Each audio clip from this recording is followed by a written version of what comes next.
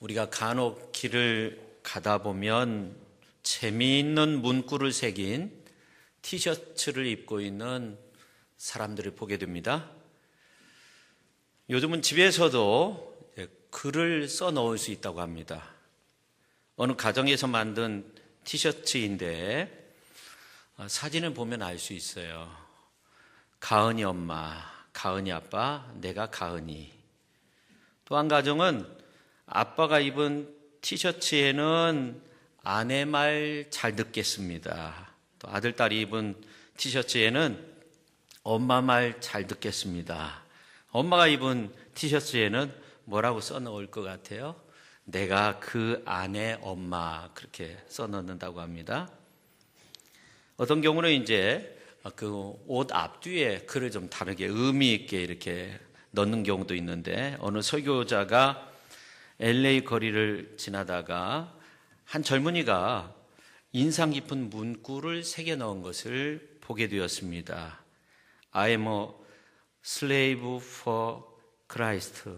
나는 예수님의 노예입니다. 마음이 뭉클해졌어요. 대견하기도 하고. 그리고 이제 뒤를 돌아서 다시 한번 그 청년을 보았답니다. 근데 그 뒤에는 이런 문구가 쓰여져 있었다고 합니다. Whose slave are you? 당신은 누구의 노예입니까? 오래전 이야기인데 수도사하고 왕하고 만나게 됐어요. 수도하는 사람인데 왕이 이제 관례에 따라서 당신의 소원이 무엇입니까? 그렇게 물었답니다. 그러니까 대답하기를 제 주인에게 소원을 말할지언정 노예에게는 제 소원을 말하지 않습니다. 그러니까 왕이 화를 내면서 그럼 내가 당신의 노예냐고, 그러니까 이렇게 대답을 했다고 합니다. 왕께서는 제 노예는 아니지만 제 노예의 노예입니다. 왕이시여, 저에게는 탐욕과 원망의 노예가 있는데 왕의 주인이 바로 저의 노예인 탐욕과 원망이 아닙니까? 왕의 모습을 꼬집고 있는 거죠. 그럼 저도 한번 묻겠습니다. 여러분의 노예는 과연 누구입니까? 그리고 여러분은 과연 누구의 노예입니까? 여기서 나오는 슬레이브라는 말은 노예라는 말인데 자유를 박탈당한 사람. 그러나 그리스도의 노예, 그리스도의 종은 다르죠. 그리스도를 위해서 자신의 자유를 포기한 사람을 말합니다. 그런 사람은 예수 그리스도를 자신의 삶의 주인으로 삼고 그를 따르는 사람, 예수 그리스도께 순종하는 사람입니다. 그럼 우리가 왜 주께 순종해야 될까 하는 거죠. 첫째, 우리가 주께 순종하며 살 수밖에 없는 이유는 죄가 우리를 주장하지 못하게 해야 하기 때문에 그렇습니다. 오늘 이제 14절에 있는 말씀 우리가 같이 한번 읽도록 하겠습니다. 죄가 너희를 주장하지 못하리니 이는 너희가 법 아래 있지 아니하고 은혜 아래에 있습니다. 죄가 너희를 주장하지 못하리니, 이 말씀이 나오는데 그 다음 말씀이 어떤 말씀이에요?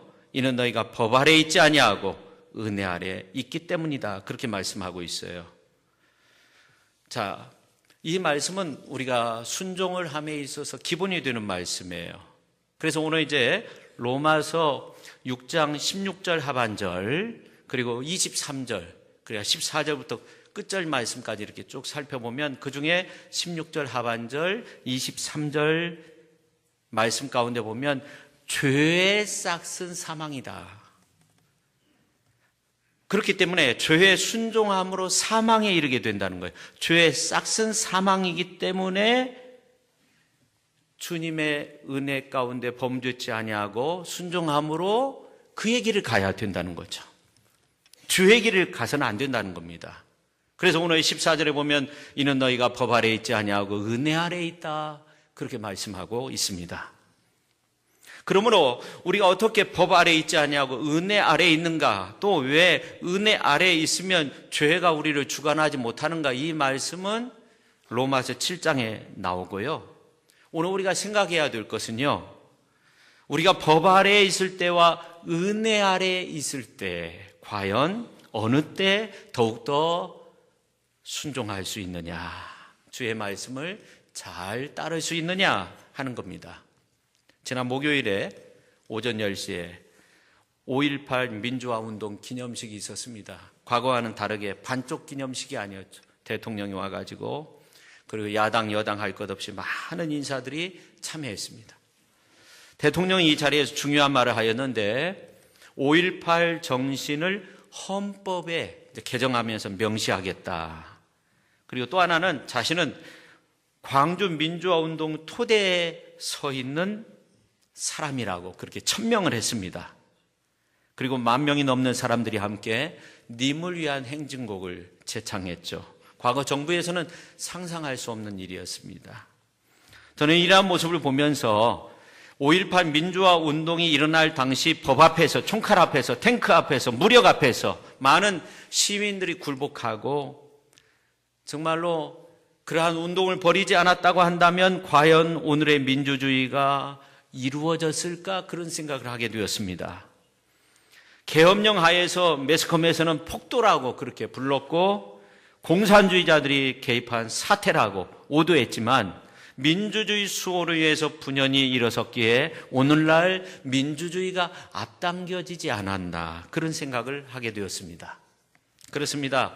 오늘 14절에 있는 것처럼 법 아래에 있는 자보다 은혜 아래에 있는 자가 더 잘 주의 말씀에 순종할 수 있고 주의 뜻 안에서 살 수 있는 거예요. 그럼 다시 묻겠습니다. 그럼 우리의 자녀들, 여러분의 자녀들은 법 아래에 있습니까? 은혜 아래에 있습니까? 자녀들 키우면서 법을 제정해가지고, 헌법을 만들어가지고 이것을 범하면 이제 가정에서 나가라, 족보에서 제하겠다, 그런 가정은 하나도 없을 것입니다. 여러분, 국가에서 법을 제정하는 것은 단지 법에 대한 순종만을 하라는 그러한 의미가 아니라 법을 어기면 그에 따른 형벌이 포함되어 있는 것을 의미합니다. 그러니까 법을 잘못 제정하고 법을 잘못 적용하면 엄청난 피해가 따르게 되는 거죠. 마찬가지로 우리가 예수님을 영접함으로 하나님의 자녀가 되었는데 우리들은 하나님의 법 아래에 있는 것이 아니라 은혜 아래에 있습니다.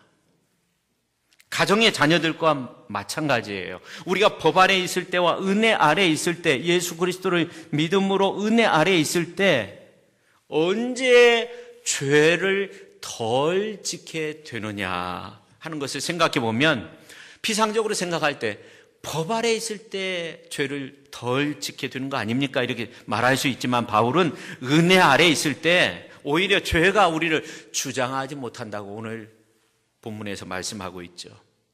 은혜의 힘은 율법의 힘보다 강합니다. 은혜의 힘은 율법의 힘을 넘어섭니다.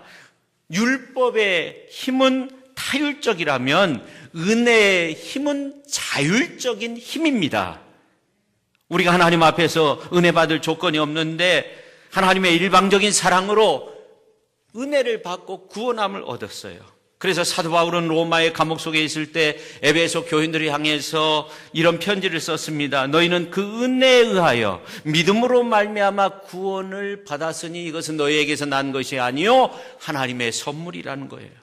그렇습니다. 우리가 구원받은 것을 순전히 하나님의 은혜로 구원받았습니다. 하나님의 선물입니다. 그뿐만 아니라 우리가 하나님의 은혜 가운데 하나님의 은혜로 살고 있습니다. 그런데 내가 하나님의 은혜로 구원받았다고 하면서 내가 은혜 아래에 있기 때문에 마음대로 죄를 지을 수 있다고 생각하고 실제로 죄를 지속적으로 범한다면 과연 이 사람이 은혜를 경험한 사람이라고 말할 수 있겠습니까? 그렇지 않죠. 우리가 법 아래에 있을 때는 하나님의 형벌을 피할 수 없습니다. 그런데 이런 비참한 과거의 나의 운명을 깨닫고 나를 구원하신 하나님의 은혜가 얼마나 크고 놀라운 것인가, 이것을 안 사람이라면 내가 하나님의 은혜, 하나님의 사랑, 하나님의 은총으로 구원받았다고 하면서 어떻게 또 죄를 지을 수 있느냐? 죄 가운데서 죄를 짓고 그 가운데 계속적으로 살 수 있느냐? 그렇지 않다는 겁니다.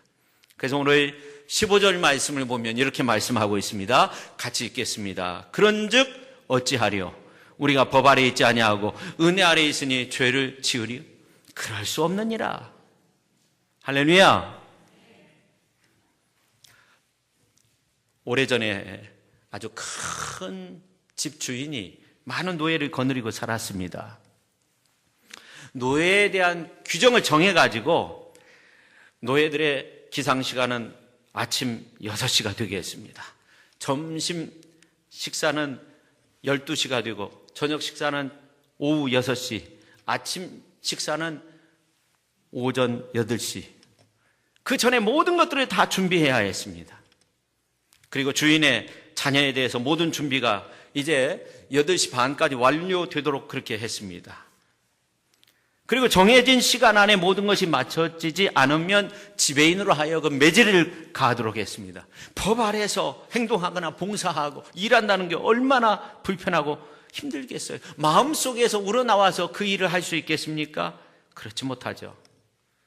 그러던 어느 날 이 주인이 어느 한 청년 노예를 인정하게 되고 사랑하게 되고 아들처럼 대해주고 자기의 딸과 결혼하도록 했어요. 이제 주인의 노예가 아니라 사유가 된 겁니다. 그런데도 노예는 아직도 주인의 법 아래 있는 것입니까? 아닙니다. 이제는 법 아래 있는 것이 아니라 주인의 사랑 안에 있습니다. 아들처럼 그렇게 되었어요. 그래서 이제는 그에게 노예에 적용되는 법이 필요 없습니다. 그렇다고 아들과 같이 된 이 노예가 과거의 법을 다 잊어버리고 살았던 것을 다 잊어버리고 일도 하지 않고 그냥 계속적으로 그렇게 함부로 지내면서 살겠습니까? 그렇지 않죠. 감사함으로 사는 거예요. 더 일찍 일어나서 일하고 더 열심으로 무언가를 준비하고 힘쓰는 겁니다. 오늘 1부 예배 마치고 이제 어느 권사님의 손주가 왔어요. 제가 이제 어느 권사님이 과자 봉지를 줘서 그 과자 봉지를 주니까 교회 마당에 내려가가지고 가만히 보니까 식구들이 이제 이쪽으로 갔다 저쪽으로 갔다 그래요. 근데 이 아이가 좋아가지고 이 과자 봉지 받은 거 들고 막 여기 가면 이쪽으로 갔다 저쪽으로 갔다 그러더라고요. 너무나 좋으니까, 구원받은 그 은혜가 좋으니까 우리는 더욱더 순종하고 하나님의 은혜 속에서 살게 되는 겁니다. 하나님의 엄청난 은혜를 통해서 죄사함 받고 구원받아서 하나님의 자녀가 되었기 때문에 우리는 더 죄를 지을 수 없어요. 그분을 사랑하고 나 자신을 그분께 던지는 거죠. 그분의 말씀 따라서 순종하며 살아갈 수밖에 없는 이유, 그분이 주시는 은혜 때문이라는 겁니다. 그 다음에 두 번째, 우리가 주께 순종함으로 살 수밖에 없는 이유, 거두어지는 열매 때문이라는 거예요. 우리 인간은 죄의 노예이지 혹은 의의 노예인지 둘 중에 하나입니다. 근데 오늘 이제 말씀 가운데 보면 우리가 죄의 노예가 되면 16절, 23절 말씀에 나오는 것처럼 사망의 열매를 맺을 수밖에 없어요. 근데 오늘 이제 본문 6장 21절, 23절 말씀에 나온 것처럼 사망의 열매만 강조하는 것이 아니라 지금 여기에서부터 죄의 종이 되었다는 거예요. 내가 이제 죄의 종이 됨으로써 사망의 열매를 맺을 수밖에 없다는 것입니다. 그래서 오늘 21절 말씀을 한번 보면 이런 말씀이 나와 있어요. 너희가 그때 무슨 열매를 맺었느냐? 이제는 너희가 그 일을 부끄러워하나니 이는 그 마지막이 사망임이라. 또 23절 전반절에 있는 말씀을 보면 죄의 싹은 사망이라는 거예요. 그러니까 우리가 죄의 종이 되면 사망의 냄새가 나기 시작하는 거예요. 살면서 여러 가지 부끄러운 일들을 경험하게 되는 겁니다. 부정한 일, 불법한 일, 또 썩고 냄새나는 이러한 일들을 행하면서 경험하면서 사는 겁니다. 그러나 우리가 의의 종이 되면 정반대로 사는 겁니다. 오늘 19절 말씀 같이 한번 읽겠습니다.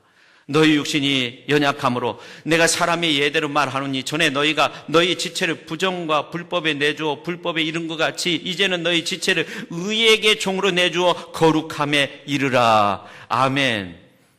의의 종이 되면 거룩함의 열매를 얻게 된다는 겁니다. 여러분의 삶의 목적은 어디에 있습니까? 영생입니까? 이 영생이라고 하는 것은 시간적으로 영원할 뿐만 아니라 질적으로 하나님의 생명을 얻어서 이 땅 안에서 천국의 삶을 사는 것을 말합니다. 우리가 예수님을 믿고 영생 얻어 천국 가는 것만 그것이 삶의 목적이 아니라 우리가 이 세상 살면서 우리 주님과 동행하면서 세상 떠나가는 날 우리가 닮아가고 있던 그분 예수님과 더불어서 영원한 영생 속으로 들어가는 거죠. 주님과 함께 영생으로 들어가는 거예요. 그래서 오늘 22절 하반절에 보면 그 마지막은 영생이라 그렇게 말씀하고 있어요. 결코 순종의 결과가 영생만은 아니라는 거예요. 거룩한 삶, 하나님께 종이 되어 거룩함에 이르는 열매를 맺었으니 거룩한 삶, 성결한 삶, 거룩한 열매를 맺었으니 그 마지막이 뭐라고 말씀하고 있어요? 영원한 생명이라는 거예요. 그래서 오늘 23절에 있는 말씀을 보면 역시 죄의 삭은 사망이지만 하나님의 은사는 그리스도 예수 안에 있는 영생이라고. 이렇게 영생은 하나님의 선물로 주어지는 것인데 중요한 것은 뭐냐면 영원한 생명을 소유한 순간부터 우리가 거룩한 삶의 열매를 맺게 되어져야 한다. 열매를 맺어야 된다. 우리는 우리의 삶 속에서 주님을 닮아가야 된다는 것입니다. 삶의 순간순간 영원한 생명의 주님과 동행하는 삶을 살아야 된다는 겁니다. 그러다가 마지막 날에 거룩하신 주님과 영원한 저 하나님의 나라에 들어가게 되는 겁니다. 아슈 고든이라는 그런 작가가 있었는데 우울증에 빠지게 됩니다. 내가 이제 한계에 부딪혔다 생각하고 모든 것들을 다 내려놓고 싶은 그런 마음이 들었습니다. 아주 심각한 가운데 친구인 의사를 찾아갔습니다. 자신의 상태를 이야기하니까 이 의사가 이 고든을 심각하게 바라보면서 자네 혹시 가고 싶은 곳 있는가? 나 바닷가에 가가지고 파도 소리도 듣고 갈매기 소리도 듣고 싶어. 그러니까 하는 말이 내가 이제 처방전을 적어줄 테니까 내일 오전 9시, 12시, 또 오후 3시, 오후 6시에 그 시간에 맞춰서 봉투를 뜯어서 그 처방전을 읽고 그대로 한번 해보게. 그러니까 이 고든이 그 이제 처방전을 받아들고 그 다음날 오전 9시가 돼가지고 첫 번째 처방지를 펼치니까 지금 자네가 그렇게 좋아하는 파도 소리, 갈매기 소리를 들으러 바닷가에 한번 가게나. 바닷가에 갔습니다. 12시가 되었습니다. 두 번째 종이를 읽었어요. 자네 지금까지 살아오면서 행복했던 일 한번 생각해봐. 그러니까 이제 먼 바다를 바라보면서 지난 날을 회상해서 야 이렇게 행복했던 때도 있었지. 아 인생이 그리 슬픈 것만은 아닌데 이렇게 생각이 드는 겁니다. 오후 3시가 되었어요. 세 번째 처방전을 읽습니다.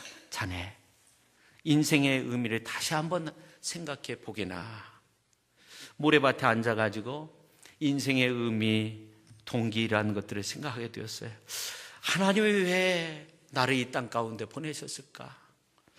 하나님 무엇인가 내가 할 수 있는 일이 있겠죠. 여러 가지 생각을 합니다. 6시가 됐어요. 마지막으로 처방전 쪽지를 폈습니다. 거기에 이런 글이 쓰여져 있었습니다. 이제 자네의 죄를 하나님 앞에 고백할 수 있는 시간이네. 그러니까 자네 이제 마음속에 있는 그러한 어떤 무거운 짐을 다 이 백사장에 쓰라고 그렇게 쓰여져 있었어요. 그러면 자네 병이 나을 것에. 그래서 이 고든이 그 모래 바닥에 백사장에 하나님 저는 제 출세와 욕망을 위해서 살았습니다. 하나님 저는 저만 위해서 지금까지 살아왔습니다. 저는 혼자입니다. 아무도 없습니다. 하나님 저는 이웃을 사랑하지 못했습니다. 하나님 저는 허랑방탕하게 생활했습니다. 울면서 글을 써내려가는 거예요. 회개하는 마음으로 전부 모래사장에 자신의 죄를 일일이 기록했습니다. 죄, 허물, 상처 입은 거. 석양역의 먼 바다에서 파도가 밀려오기 시작해요. 민물로서 밀려오기 시작하는데 그 글씨가 하나하나 지워지기 시작합니다. 석양에 비치는 민물과 산산이 부서지는 파도가 모든 죄악을 지우기 시작합니다. 그때 이 고든이 하나님을 찬양합니다. 파도가 내 죄악을 쓸어가듯이 하나님께서 내 모든 죄악을 다 씻어주셨구나. 내가 예수님께 이렇게 소중한 사람인 줄 나는 몰랐다. 예수님이 내 죄를 용서하기 위해서 십자가상에서 못 박혀 죽으셨구나. 이렇게 생각을 했어요. 그리고 이제 돌아서는 순간 파도 소리가 막 들리고 갈매기 소리가 들리는데 그 소리가 이제 하나님을 찬양하는 소리로 들리는 겁니다. 그는 파도 갈매기 소리를 들으면서 부활의 예수님을 만나고 부활의 예수님 앞에 경배와 찬양을 드렸다고 합니다. 그 후 그는 완전히 새로운 삶을 살았어요. 아주 얼굴이 밝아졌고 이웃에게 친절하게 그렇게 자기 자신을 만족한 그러한 삶 속에서 아주 행복하게 살았다고 합니다. 이렇게 고든이 당당할 수 있었던 비결은 하나님이 주신 영원한 생명이 그를 지배하기 시작하니까 달라진 거예요. 이처럼 여러분의 삶이 힘들고 어려울지라도 영원한 삶의 결과를 기대하면서 주님을 섬기고 주님께 순종할 수 있는 아름다운 그러한 삶을 살아갈 수 있어야 됩니다. 예수님의 비유의 말씀 가운데 포도원 품꾼의 비유가 마태복음서 20장에 나오는데 이제 주님의 명령에 의해서 이른 아침에 부름을 받은 종으로 그리고 오전 9시 또 정오 12시 그리고 오후 3시 저물어가는 5시에 부름을 받던 그 주님의 부름을 받은 그 종들의 모습처럼 그 부름을 받은 그 모습에 순종하는 마음으로 살아가지고 주님의 한없는 은혜를 경험하고 하나님의 큰 사랑 가운데 살아가시는 귀한 성도님들이 다 되실 수 있기를 바랍니다. 근데 참 놀라운 것은 늦게 부름을 받은 자에게 먼저 품삯을 제공했다는 거예요. 우리가 하나님의 부름을 받은 자로서 우리가 주님의 그 아름다운 거룩한 삶의 열매를 맺고 또 하나님의 말씀 또 그 부름 그 사명에 순종하며 우리가 정말로 행복한 그리스도의 사랑 가운데 거할 수 있는 축복된 삶을 살아야 될 줄로 믿습니다. 그 다음에 세 번째 우리가 주께 순종하며 살아갈 수밖에 없는 이유는 뭐냐면 자유함 때문이라는 겁니다. 우리가 왜 주님의 노예가 되어야 합니까? 왜 주님 앞에 순종해야 됩니까? 참 자유를 누리기 위해서라는 겁니다. 오늘 이제 말씀 가운데 가장 많이 등장하는 단어가 종이라는 말입니다.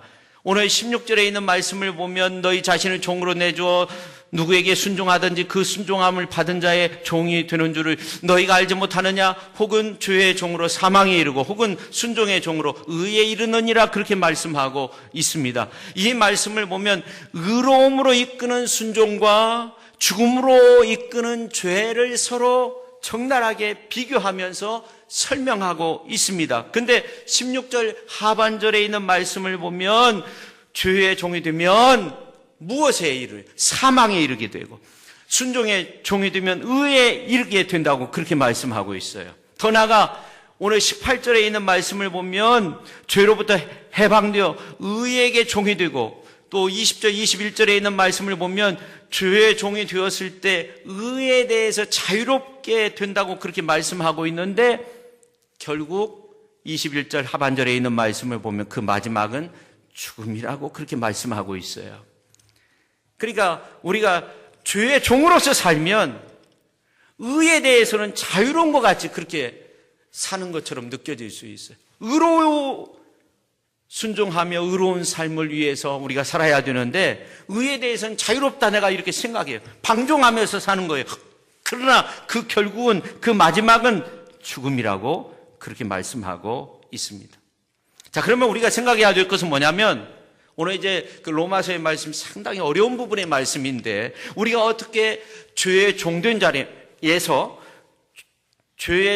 자리에서 자유로워질 수 있느냐 하는 거예요. 우리가 아무리 내가 이제 앞으로 죄 안 짓겠다 이렇게 결심한다고 해서 죄에 대해서 자유로운 것은 아닙니다. 늦은 저녁이었어요. 어떤 아주머니가 이제 그 정육점에 갔어요. 가서 문 닫을 시간이 됐는데 닭고기 좀 주세요. 늦게 와서 죄송해요. 그러니까 이 주인이 냉장고로 문을 이렇게 열어보니까 딱 닭 한 마리가 남은 거예요. 주인은 아주머니가 보는 앞에서 저울에 이렇게 그 무게를 재보니까 3kg가 나오는 거예요.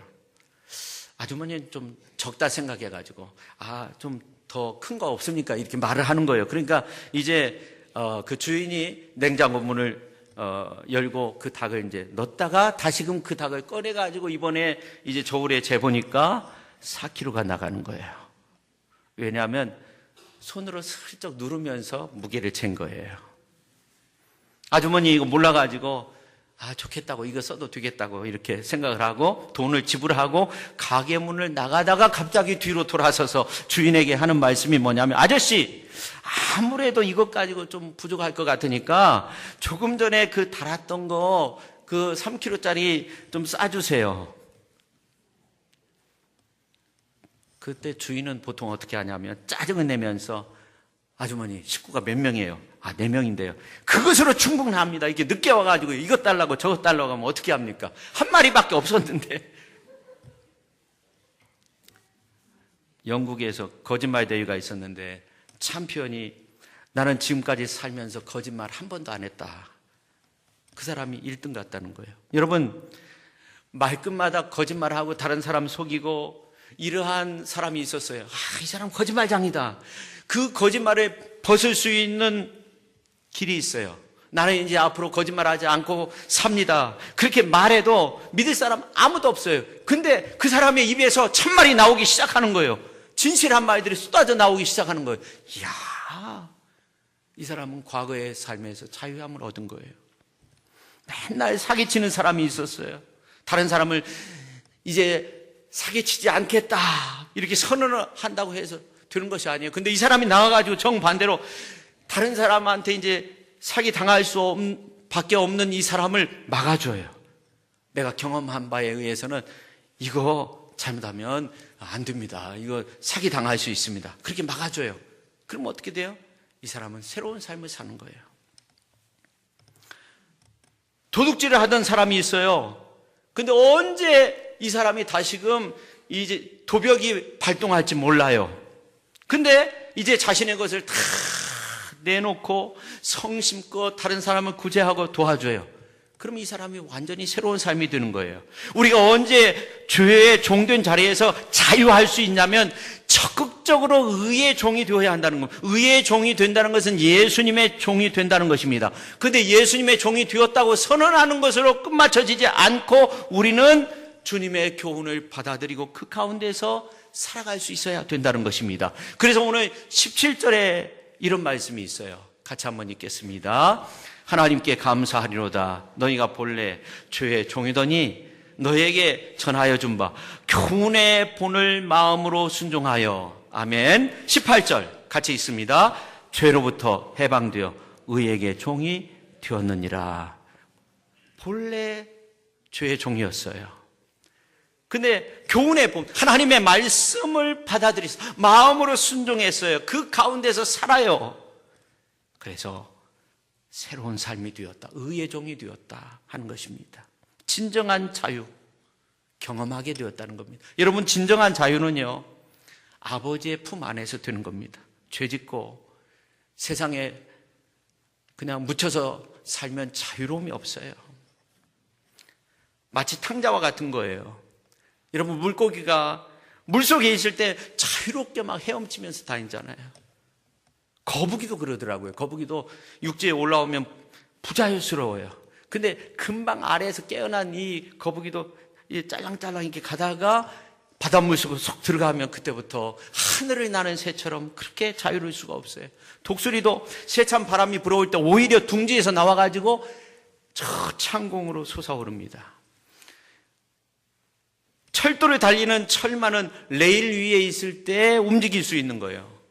레일 바이크가 요즘 유행인데 아무리 이제 이렇게 발로 굴러도 레일 위에 있지 않으면 움직이지 않는 겁니다. 아주 최고급 스포츠카도 마찬가지예요. 포장이 안 된 곳에서 이제 도로를 달리면 오히려 부자유스럽습니다. 근데 아주 그냥 길이 잘 닦인 고속도로를 달릴 때 굉음을 내면서 도로 위를 날아가잖아요. 아주 그냥 날아갑니다.